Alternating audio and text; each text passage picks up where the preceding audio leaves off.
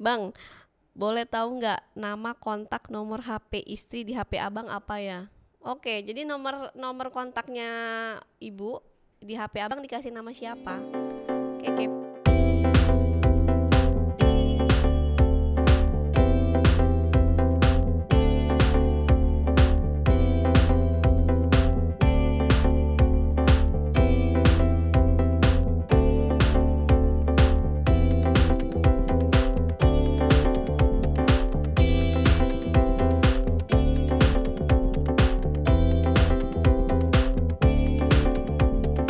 halo sobat anak Indonesia, jumpa lagi bareng Nia di Ngobras, ngobrol bareng Bang Aris dalam episode Q&A yang akan tayang setiap hari Rabu jam 7 malam. Untuk kepentingan terbaik anak, dukung terus Aris Merdeka Official dengan cara like, comment, share, and subscribe. Halo Bang Aris, apa kabar Bang? Kabar baik Nia, kabar baik. Oke, Bang, dengar-dengar nih tanggal 20 akan ada acara launching buku dan lagu Oh Aris iya, Merdeka. iya. Gimana nih Bang persiapannya? Ya kebetulan bersamaan dengan perayaan diratifikasinya Konvensi PBB pada tahun 1989.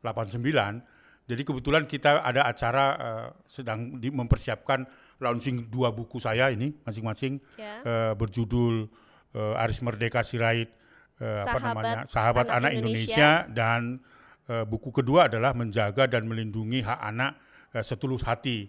Dan ini kita akan barengi dengan launching 5 lagu anak khusus untuk perlindungan anak. Jadi persiapannya sedang kita lakukan dan mudah-mudahan nanti di tanggal 20 November hari Sabtu ini berjalan lancar, doain ya supaya itu berjalan dengan baik. Oke, boy, keren banget ya Sobat Anak Indonesia. Selain melindungi hak-hak anak di Indonesia, Bang Betul, Aris masih ya. sempet nih bikin buku udah 2 lagi, sama lagu juga Bang.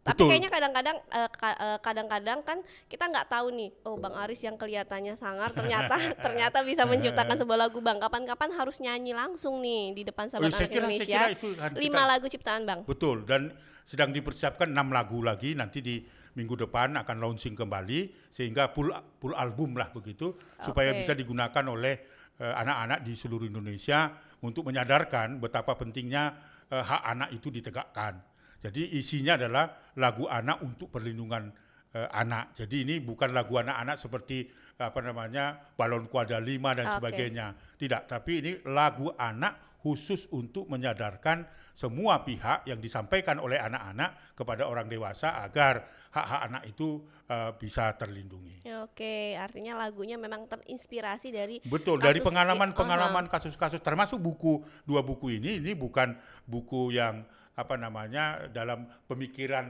berdiri sendiri, tetapi karena kita hampir puluhan tahun menangani perkara-perkara anak dan baru bisa dalam bulan-bulan ini atau tahun lalu kita melahirkan 2 buku ini. Ini atas dukungan semua pihak dan khususnya anak-anak ya. Siap, dan semoga acaranya lancar ya Bang.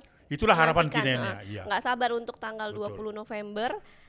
Hari Sabtu besok ya Bang. Betul. Oke, Bang, kita lanjut nih Bang. Kebetulan netizen sudah banyak kirim pertanyaan untuk Bang Aris. Tapi sebelumnya saya mau informasikan. Jadi saya tadi pagi kira-kira pukul 6 setelah saya bersiap-siap diri untuk berangkat kerja, saya mendapatkan informasi dan langsung diwawancara oleh salah satu radio RRI ya. Di Jalan Camat Gabun 1 Lenteng Agung RW 8 ada anak-anak sekitar jumlahnya 15 orang dilaporkan mengalami atau menjadi korban kejahatan seksual yang dilakukan oleh F usia 27 tahun. Tetangga mereka juga tinggal di Jalan Camat Cabun 1 Lenteng Agung Jakarta Selatan melakukan kejahatan seksual dalam bentuk sodomi terhadap 15 orang. Oh, banyak sekali Bang. Ya banyak sekali ini disinyalir F ini adalah seorang dosen ya. Artinya orang-orang yang tahu berpendidikan dan sebagainya, dan setelah digrebek oleh warga di rumahnya karena itu sudah dicurigai sejak lama, akhirnya ditangkap dan diarak dan dibawa ke kantor polisi. Dalam hal ini sedang ditangani di Polres Jakarta Selatan. Jadi ini peristiwa sebelum itu ya, sebelum ada pertanyaan-pertanyaan saya jawab bahwa ini peristiwa yang memalukan. Saya kira itu informasi update hari ini apa yang akan kami kerjakan pada siang hari ini. Begitu nih ya. Oke, semoga Selanjut, semoga dengan kasus ini jadi pembelajaran dan ternyata Betul, ya. anak-anak itu tetangganya artinya ya Bang ya, Tetangganya, pelakunya. dan ini fenomena yang sangat perlu diperhatikan oleh semua pihak karena Jakarta Selatan itu justru sekarang meningkat Kasusnya. khususnya kasus kejahatan seksual yang dilakukan oleh orang terdekat dari anak itu. Inilah korbannya ya, 15 Iya, orang. Korban baik perempuan maupun Kalau ini anak-anak. laki-laki, ini sodomi dia. Iya Bang, maksudnya baik perempuan maupun anak-anak sangat rentan, bahkan tempat paling berbahaya adalah di Betul. rumah begitu ya Bang Betul. ya. Oke, nah kita ini sekarang lanjut nih Bang, berkaitan boleh. sama kasus kekerasan lagi. Ini dari Kak Almalina. Gimana perkembangan petisi menolak SJ pelaku pencabulan untuk tampil di TV? SJ ya? Ya. Ya, ini saya kira dukungan masyarakat ya. Karena apa? Kasus-kasus kejahatan seksual itu merupakan kejahatan yang luar biasa. Dan predator-predator seperti ini tidak bisa lagi menjadi contoh di hadapan masyarakat. Kalau tadi misalnya bagaimana update-nya, sampai hari ini tentu SJ ya, siapa sih namanya, sudah dihukum, Saiful Jamil ya, itu maksudnya ya.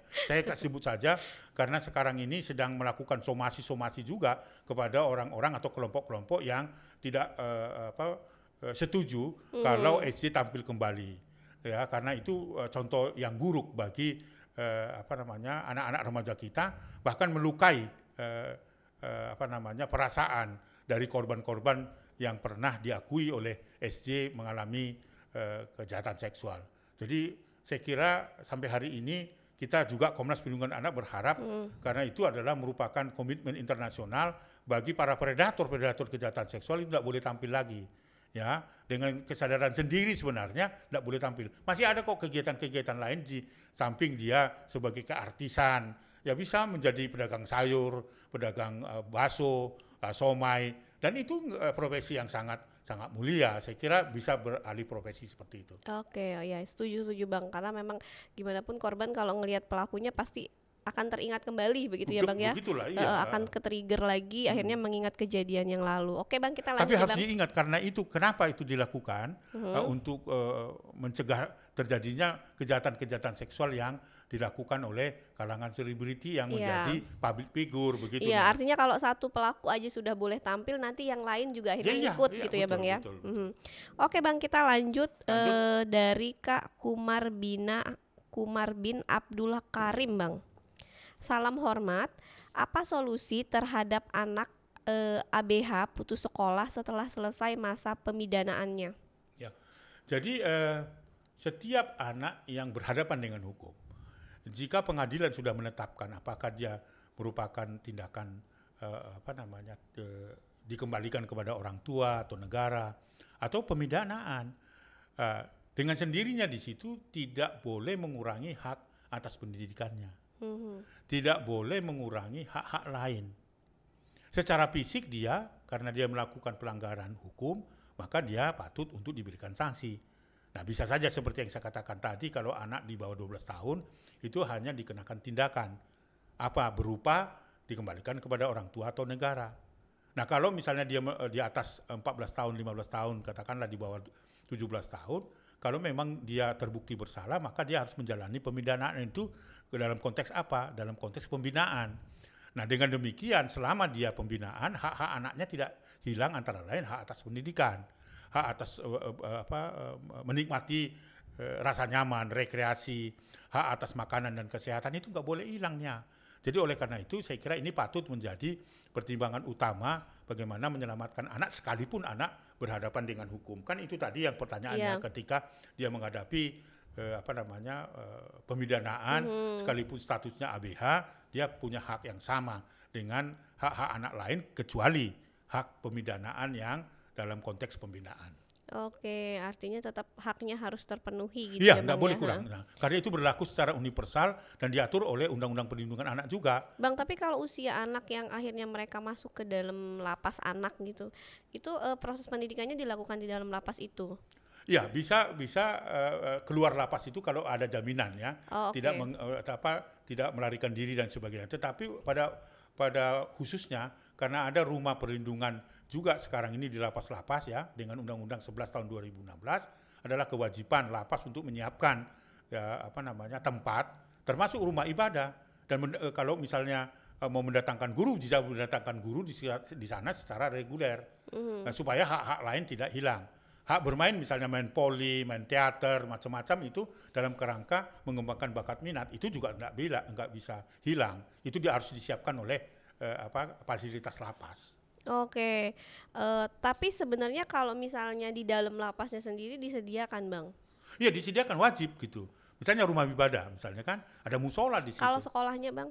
Sekolahnya juga menggunakan fasilitas di situ. Artinya tidak seperti sekolah, tapi ada ruangan yang bisa menghadirkan guru dengan kurikulum yang sama di luar lapas itu.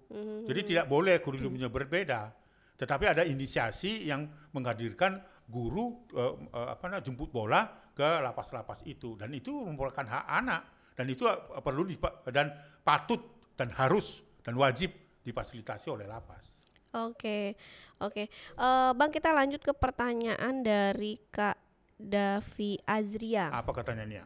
Davina Azria. Bang Aris, gimana kalau anak-anak diancam sama tetangga sendiri sama ibunya dari temannya dia?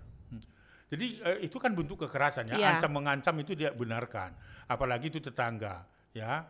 Apalagi itu misalnya konflik dalam keluarga, nggak boleh melakukan kekerasan terhadap anak. Apalagi itu tadi ya, tetangga dengan tetangga, ibu dari pelaku maupun ibu dari korban selalu bertengkar dan sebagainya, anak yang menjadi korban yang nggak bisa. Jadi segala bentuk kekerasan yang dilakukan oleh siapapun itu merupakan tindak pidana. Itu harus diingat ya. Mencubit, memarahi, melakukan tindakan kekerasan baik itu fisik, merendahkan martabat, itu adalah pidana. Dan itu bukan aturannya Komnas Perlindungan Anak, tetapi diatur oleh Undang-Undang Perlindungan Anak. Hati-hati, segala bentuk kekerasan yang terjadi di rumah, di lingkungan sosial, di sekolah, dimanapun anak itu berada, itu kalau itu terjadi itu merupakan tindak kekerasan yang merupakan tindak pidana. Dan itu minimal 5 tahun loh. Dan itu segera ditangkap dan ditahan karena hukumannya di atas 5 tahun. Bukan di bawah 5 tahun. Nah, biasanya barang buktinya apa, Bang, kalau ancaman seperti ini? Iya, bisa misalnya kalau fisik dia ya tentu visum ya, luka-luka, lebam-lebam dan sebagainya. Nah, fisik bisa juga dilakukan dengan bukti-bukti, misalnya dia diwawancara atau di in-depth interview oleh psikolog dan sebagainya. Banyak bukti-bukti yang bisa dan patut untuk dijadikan barang bukti. Oke, artinya memang nggak baik juga ya, Bang, mengancam. Kalau nggak suka ya mengancam itu baik-baik juga ya, apalagi sama tetangga begitu, Bang. Betul, itu kekerasan fisik, kekerasan psikis ya, merendahkan martabat, mengancam dan sebagainya. Hati-hati, walaupun demikian itu diancam di atas 5 tahun gitu. Oke. Bang, ini ada lagi nih, Bang, kasus kekerasan tapi dalam perspektif yang berbeda, Bang. Apa katanya? Dari Kak Tehari 1. Kalau ada seorang ayah ketika anaknya meminta nafkah, jawabnya selalu kasar. Nah, apakah termasuk kekerasan? Oh, termasuk kekerasan, dan itu tidak bisa ditolerir kan? Karena apa? Setiap anak yang lahir di dunia ini ya, dan dalam lingkungan keluarga dan lingkungan sosial, dia berhak untuk mendapatkan makanan, mendapatkan kesehatan, jaminan kesehatan, bahkan dia dijamin mendapatkan perlindungan dari bentuk-bentuk kekerasan yang ada. Saya kira itu tidak dibenarkan. Apapun, seperti yang saya katakan, dalam bentuk apapun, ya, sekalipun itu misalnya ancaman tidak kasih makan, misalnya nanti kamu tidak kasih makan, itu adalah merupakan ancaman dan bentuk kekerasan. Oke, sama kayak lagunya Bang Aris, harus memenuhi 10 hak anak. Betul, 10 anak ya, itu harus dipenuhi, dan stop kekerasan hari ini sampai selama-lamanya, karena anak-anak membutuhkan perlindungan dan kewajiban orang tua lah untuk memberikan belas kasih sayang supaya anak bertumbuh dan berkembang dengan baik tanpa kekerasan. Oke, setuju banget, Bang. Nah, ini lanjut lagi, Bang, dari Kak Nata WR. Nata ya, apa katanya Nia? Apakah Permendikbud solusi yang tepat untuk menangkal kekerasan seksual, Pak? Oh ya, sekarang lagi rame ya, Bang, tentang Permendikbud ini, Bang. Ya, saya kira kita mendukung ya semua tempat, sekolah, rumah, lingkungan sosial, tempat-tempat beribadah, di mana anak itu termasuk di di ruang-ruang terbuka hijau yang disiapkan pemerintah, itu harus steril terhadap kekerasan. Gak ada alasan untuk membenarkan kekerasan karena anak bandel, anak nggak mau dengar orang tuanya. Dalam posisi apapun, dalam perspektif perlindungan anak, anak harus mendapatkan dan bebas dari kekerasan. Nggak bisa tidak. Tidak ngading-ngading terhadap itu. Kekerasan adalah merupakan tindak pidana. Oleh sebab itu, tadi kan pertanyaannya, bagaimana tadi? Apakah Permendikbud solusi yang tepat untuk menangkal kekerasan seksual? Dalam lingkungan sosial iya. Alangkah kita berikan dukungan yang sangat maksimal kepada Menteri Pendidikan karena sekolah itu betul-betul memang harus steril terhadap kekerasan dengan proses pengajaran yang juga bebas dari kekerasan. Baik itu kekerasan fisik, kekerasan mental, atau kekerasan yang dalam bentuk lain, termasuk perundungan. Nah sekarang ini Komnas Perlindungan Anak mendukung Menteri Pendidikan yang saat ini salah satu program begitu ya Bang? Salah satu program di 2.500 sekolah untuk mendidik anak-anak menjadi anti perundungan. Nah, itu kita sudah resmikan itu kemarin dan kita sambut di Medan ya, di 2 tempat. Salah satu itu bentuknya kan. Artinya anak-anak juga dilibatkan untuk sebagai pionir, sebagai pelapor dan pelopor dari anti perundungan itu. Jadi saya kira sangat tepat dan Komnas Perlindungan Anak mendukung itu. Oke Bang, oke, dan semoga juga masyarakat Indonesia dan netizen juga mendukung ya Bang ya. Iya, saya kira ini. Saya ulang lagi ya, itu sudah ada Mendikbud Permendikbud yang menentukan ada 2.500 sekolah di seluruh Indonesia. Ini tahap pertama ya.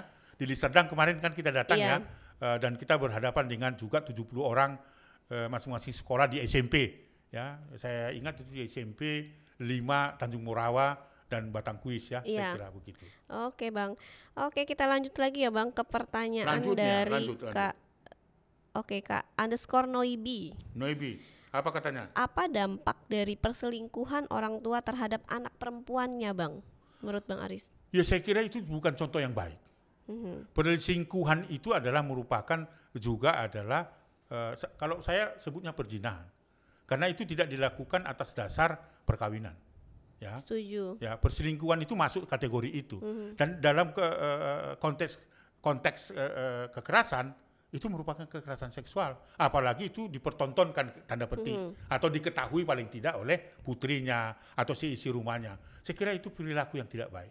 Hentikan itu. Nggak ada manfaat bagi anak-anak dan anak-anak akan meniru dan itu akan mencederai. Dan anak-anak kita atau putri kita akan menjadi pelaku-pelaku kejahatan yang mencontoh orang tuanya. Hati-hati.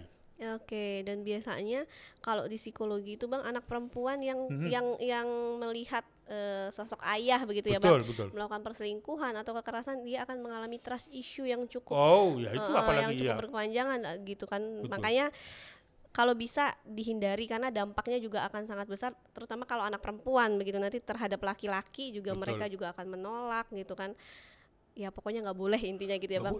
Selingkuh pokoknya negatif aja deh. Iya, intinya nggak boleh negatif. Mohon maaf ya netizen kalau saya menyebutnya selingkuh itu masuk dalam kategori perzinahan. Iya, karena di undang-undang kan Bang, di undang-undang maksudnya hukum perzinahan ya. Di dalam hukum sosial, hukum agama pun tidak benarkan perselingkuhan. Iya. Oke.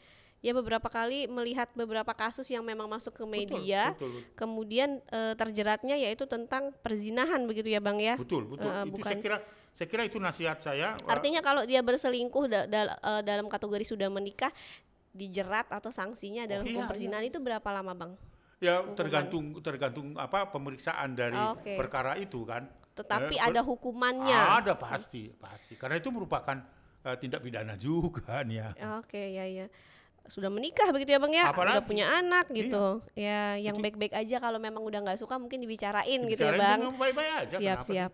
Oke Bang, kita lanjut. Cuma kayaknya seru-seru juga nih Bang. Silakan. Bahasnya selingkuh-selingkuh. Iya. Tapi mendidik nggak Bang? Ya saya kira informasi mendidik ini untuk orang tua mungkin ya Bang. Informasi itu patut untuk kita sampaikan supaya perselingkuhan itu tidak dilakukan. Karena itu pasti akan mengabaikan atau mencederai atau melukai hati anak kita. Bang, kalau dari perspektif Bang Aris, seorang aktivis perlindungan anak begitu, apa sih yang menyebabkan pasangan itu akhirnya misalnya berselingkuh dari pasangannya, misalnya yang sudah menikah ataupun yang belum? Soal self control. Oke. Ya, kita tidak mampu mengkontrol diri kita. Kalau Nia bisa mampu mengkontrol diri, setiap kali ada peristiwa, nggak ada masalah. Oke, artinya kita sendiri yang harus bisa menahan. Mengkontrol, menahan apa ini bermanfaat atau tidak. Apakah ini berdampak kepada anak kita atau tidak, atau berdampak kepada publik atau tidak. Oke. Seorang Aris Merdeka Sirait saya kira tidak akan pernah melakukan itu. Kalau itu kita lakukan, maka hal yang sama akan dilakukan oleh anak-anak karena kita menjadi contoh. Oleh karena itu, Komnas Perlindungan Anak selalu menahan diri ketika itu ada godaan-godaan itu. Pasti ada godaan-godaan itu Nia. Ini dunia. Kita masih tinggal di dunia ini sebagai manusia. Jadi masih bisa lihat yang cantik, yang ganteng, yang perlu digoda atau tidak digoda atau apa. Ini soal penahanan diri. Oke. Ya sama sepertinya. Bisa nggak kita menahan diri supaya tidak merokok? Bisa nggak kita menahan diri supaya kita tidak emosi di jalan? Itu kan ada pada diri kita. Bisa nggak kita menahan diri supaya tidak selingkuh? Bisa nih, siapa bilang? Bisa. Ini kadang-kadang kita ego, nah gitu loh. Jadi saya kira itu tidak baik untuk diberikan contoh. Oke, jadi artinya pokoknya yang kata Bang Aris bilang, apapun yang mau kamu lakuin sebelum melangkah berpikir dulu, baru dilakuin begitu ya Bang ya. Dampaknya kira-kira ke depannya gimana gitu ya Itulah Bang pengajaran Bapak saya. Kalau kau Aris mau ngomong, pikirkan dulu baru kau keluarkan dari mulutmu. Supaya kau nggak salah. Jangan nyoplos begitu aja, merendahkan martabat orang, nggak mikir, langsung ngomong. Pikirkan dulu yang ingin kau sampaikan, baru keluarkan dari mulutmu. Dan kamu tidak akan celaka. Itulah yang harus saya ingatkan pesan dari orang tua saya yang bisa kita lakukan secara bersama. Itu quotes baru dari Bang Aris. Iya. Pikirkan dulu dan kalau kamu tidak akan celaka. Oke. Setuju banget tuh Bang. Oke, bagus banget tuh Bang. Ya, saya kira itu yang harus dilakukan. Patut dicontoh ya Bang. Dan itu anak-anak Indonesia harus mencontoh itu. Kan banyak anak remaja itu kan kadang-kadang ngomong aja coplas itu tanpa mikir. Netizen kita tuh kadang-kadang komennya itu Bang lebih pedes daripada cabai. Dan saya kira nggak ada salahnya kalau kita mikir dulu baru kita ngomong. Oke. Ya kan? Pasti dia akan celaka karena sudah dipikirkan gitu. Oke Bang, setuju banget sama Bang Aris. Nah Bang, kita lanjut nih Bang ke pertanyaan dari Kak. Sebentar Bang, ini banyak sekali. Oh ini Bang, di tempat kerja kebetulan karena kita di dunia kerja nih Bang. Dari Kak Mariana Siahaan. Mariana ya. Bang. Apa katanya nih ya? Oke, ibu melakukan kekerasan di tempat kerja terhadap anaknya. Bagaimana tindakan rekan kerja yang tepat? Oke, mungkin kayak Nia kali ya Bang, melihat temannya Nia terus dia marah-marah sama anaknya atau melakukan apa yang harus Nia lakukan? Saya kira langsung menegur. Menegur dengan tidak menekan lah gitu ya. Katakanlah ibunya memukul anaknya di hadapan kita pada saat kita bekerja, atau tetangga lagi kita jalan dengan anak kita lalu kemudian dimarahin dan sebagainya. Saya kira langsung menegur bahwa itu tidak baik dan itu akan mencederai anak. Saya kira patut kita langsung bereaksi. Ya, jadi jangan diamkan karena kita merasa bahwa nanti dianggap mengintervensi dan sebagainya. Enggak. Setiap bentuk kekerasan yang dirasakan oleh anak di hadapan kita langsung ditegur. Seperti ini tadi langsung ditegur. Enggak boleh Bu gitu. Lalu anak itu disayang-sayang dan diberitahu kalau ibu marah itu karena apa, di situ peran kita. Oke Bang. Oke. Bang, kita lanjut ya Bang. Lanjut, boleh. Ke pertanyaan dari Kak, sebentar Bang. Oh, dari Kak Bayu Tresna Aji. Oh, saya kenalin orang ini. Kenal. Oh, sepertinya dia kepo nih Bang.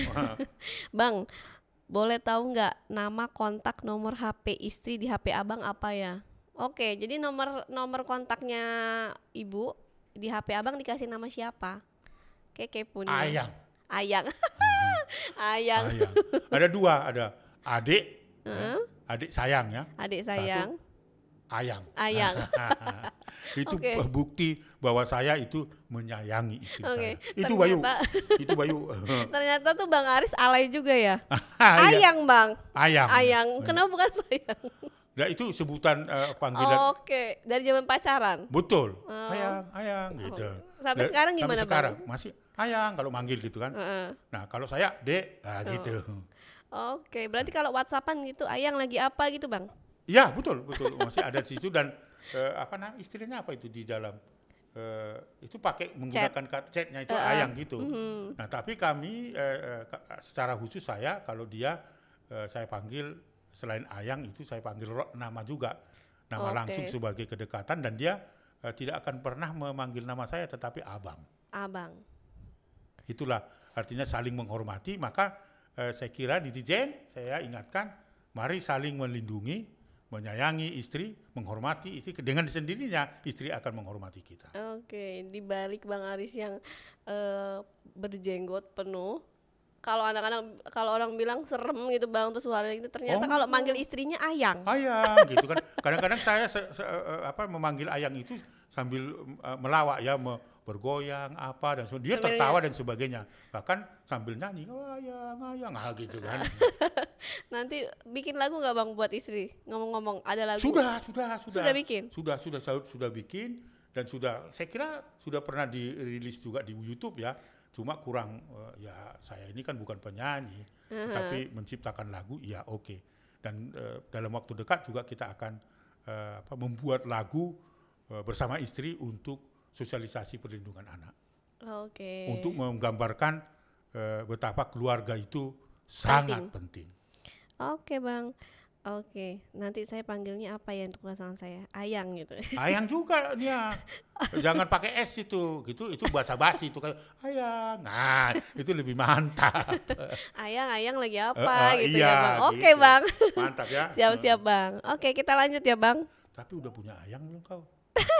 Calon ayang udah punya belum? Gimana kalau Bang Aris cariin? Oh pasti. Teman-teman kreatif juga ada. Mantap lah. Oke, lanjutnya. Oke Bang, kita lanjut dari pertanyaan Kak. Sebentar Bang. Apa dia itu? Oke. Dari Kak Liandi 17. Liandi? Ya, kalau seorang bapak yang sudah pisah tidak bertanggung jawab nafkah ke anaknya, apakah ada sanksinya Pak? Itu penelantaran dan tidak pidana. Penelantaran ya, karena setiap orang tua wajib hukumnya memberikan nafkah kepada anaknya supaya dia bertumbuh dan berkembang sekalipun ada perceraian. Jadi bukan berarti kalau ada perceraian salah satu pihak orang tua itu hilang tanggung jawab, enggak. Sekalipun itu adalah keputusan pengadilan, itu wajib hukumnya, apalagi kalau misalnya tidak ada putusan hukum bahwa itu adalah kewajiban yang mendasar agar anak-anak bisa bertumbuh dan berkembang. Hati-hati. Ya, itu masuk penelantaran di dalam Undang-Undang Perlindungan Anak, itu merupakan tindak pidana. Jadi tidak ada kasih ampun terhadap itu. Karena apa? Karena anak itu tidak berkehendak lahir di dunia ini ya. Saya terus berulang-ulang katakan itu. Oleh sebab itu kewajiban kita lah dalam posisi apapun anak itu wajib untuk mendapatkan belayan kasih sayang, nafkah, sekolah, dan 10 hak anak yang akan kita launching nanti ini di hari Sabtu nih ya. Gitu iya, setuju Bang. Oke, artinya memang harus tetap bertanggung jawab dan memastikan anak itu sampai usianya memang sudah siap secara pendidikan dan semuanya memang terjamin gitu ya Bang. Betul ya. Oke. Karena itu merupakan hak dasar dari anak itu, gitu loh. Bukan hanya sekedar makanan toh, tetapi hak-hak lain termasuk pendidikan. Iya. Oke. Bang, ini sebenarnya pertanyaan masih banyak, tapi waktu kita sudah habis, sudah terbatas waktunya. Oke. Kira-kira nih Bang, apa yang bisa disampaikan kepada netizen kita, terutama nih kalau misalnya kasus ini lagi banyak, tetap banyak, terus contohnya kasus yang di Surabaya masih kita nggak tahu nih perkembangannya sampai mana. Terus kemudian tadi Abang bilang ada kasus sodomi juga di Lenteng gitu. Agung, Oke. Terus kemarin minggu lalu Abang sempat bilang anak menjadi sutradara gitu kan. Betul. Apa sih yang bisa kita lakukan atau masyarakat lakukan atau netizen lakukan supaya kasus seperti ini nggak terjadi, dan paling enggak kita sebagai generasi penerus yang bisa kita bantu? Kan nggak bisa cuman masyarakat menuntut aja, nggak bisa juga kita betul. hanya menunggu dari pemerintah juga kan nggak bisa juga Bang gitu. Mungkin apa nih Bang tips dari Abang? Saya sih berharap ya bahwa kasus-kasus kejahatan terhadap anak ini sudah tidak bisa lagi ditoleransi akal sehat kita. seperti yang saya katakan Nia tadi. Ada anak di bawah 12 tahun menjadi sutradara terhadap 7 orang anak berusia 7-8 tahun untuk melakukan kejahatan seksual, korbannya seorang anak perempuan umur 7 tahun. Sutradara loh, yang mengatur lakonnya dan divideokan. Terus ini peristiwa yang sangat menakutkan kan ya. Lalu peristiwa tadi ini, baru saja jam 6 pagi saya menerima laporan, ada 15 korban sodomi yang dilakukan oleh tetangganya. Bahkan di Medan itu ada disinyalir 10 orang bertopeng melakukan kejahatan seksual di atas pickup yang sedang terus dicari kebenarannya gitu kan. Dan peristiwa-peristiwa kekerasan dalam bentuk menyiram air panas dan sebagainya ini kan di luar akal sehat kita kan. Oleh sebab itu saya kira dari peristiwa itu saya mengajak peran serta masyarakat.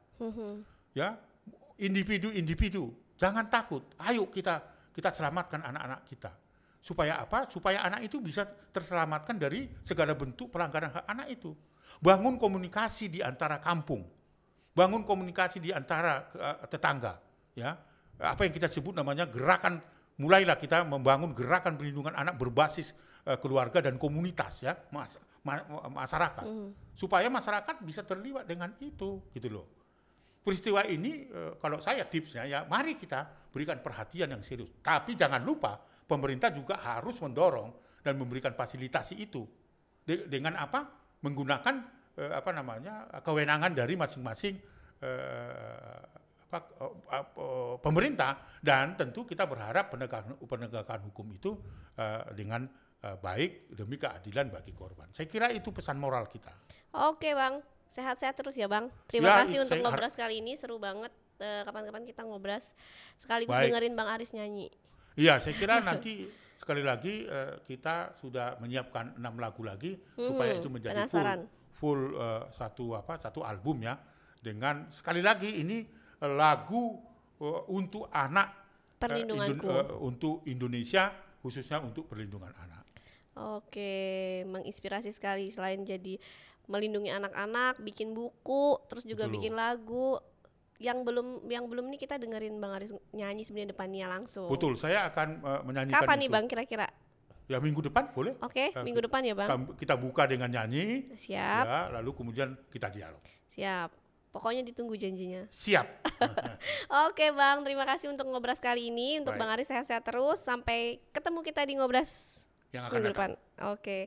Nah itu tadi sahabat anak Indonesia ngobras, ngobrol bareng Bang Aris dalam episode Q&A yang akan tayang setiap hari Rabu jam 7 malam. Untuk kepentingan terbaik anak, dukung terus Aris Merdeka Official dengan cara like, comment, share, and subscribe. Salam anak Indonesia. Anak terlindungi, Indonesia maju. Sampai jumpa.